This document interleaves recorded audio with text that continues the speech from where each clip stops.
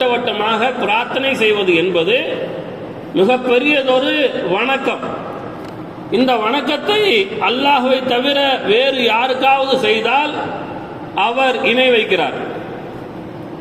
வேற யாருக்காவது இன்னைக்கு உம்மத்து செய்கிறதா, இஸ்லாமிய சமுதாயம் செய்கிறதா என்றால் செய்கிறது. அவுலியாக்கள் அவர்கள் மண்ணறையில் இருந்த பொழுதும் அது அல்லாத மற்ற இடத்திலும் அவர்கள் இருப்பது போன்று உணர்ந்து கொண்டு அல்லாஹ்வே என்னை இதிலிருந்து காப்பாற்று என்பதோடு சேர்த்து அவுலியாக்களே எங்களை இதிலிருந்து காப்பாற்று என்று சொல்லும் பழக்கம் இன்று உம்மத்தில் இருக்கிறது.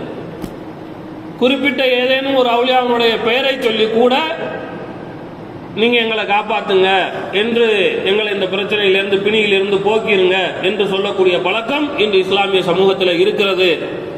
ஆக பிரார்த்தனை என்பது வணக்கம். அந்த வணக்கம் அல்லாஹ்விற்கு மட்டுமே இருக்க வேண்டும்.